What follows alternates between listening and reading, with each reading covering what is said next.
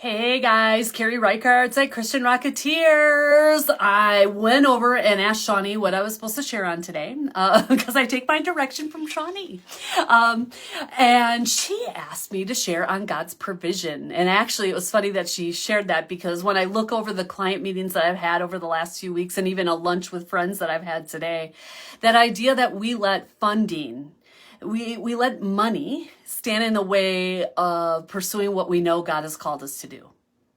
He might be calling you to do, some small thing here in the U.S. or, with a neighbor even. It might not even be a full ministry, but whatever it is, we in the U.S. get so caught up, or in the Western society, I should say, get so caught up in the funding of it, and that we don't let him show himself, right? Like, he is a God of provision.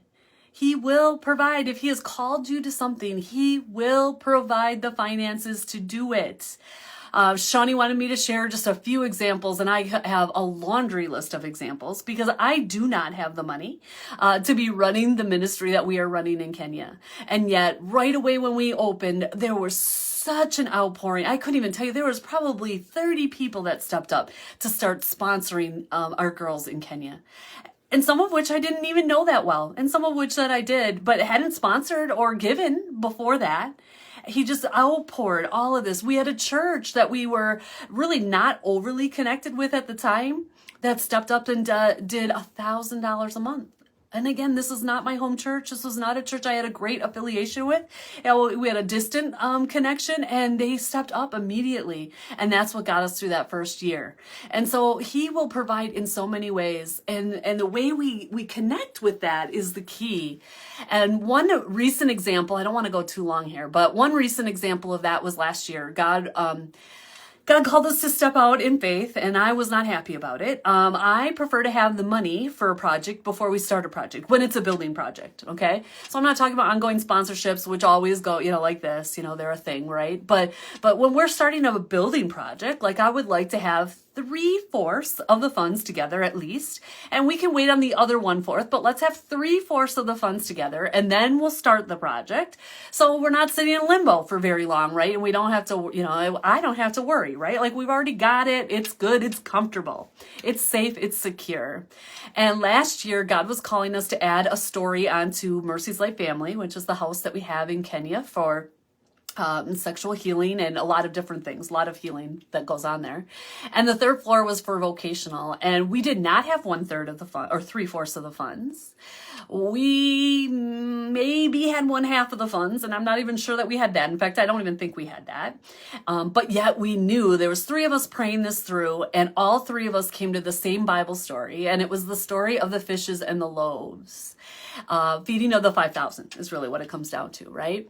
And in that story, God did not bring the funds. He did not multiply the sticks of bread before the disciples started giving them out, right? He had the 5 loaves and the 2 fishes, and he gave those loaves out to the disciples to share with the entire massive crowd. And it was through the giving of that bread and the breaking of it and the giving of that bread that he actually provided, right? That idea of extra provision, the idea of enough for everything. And so all 3 of us came to that story of the Bible. And so we decided that was God, and we stepped out and we went early on that project, or I considered early on that project. And God showed up. Within 2 months, we had all the money, and the project was barely started, and we had all the money in, and it was amazing. And we love our donors who made that happen, but at the same time, it was God who provided in the end. And so whatever it is, that big mountain that you're coming up against, whatever that is, that idea of fulfilling your purpose, don't let funding be the reason that you're not doing it, because he will step up. If this is his vision, it's his bill. It's not your bill. Let him show up and show himself to you as you go through that funding process, because he will.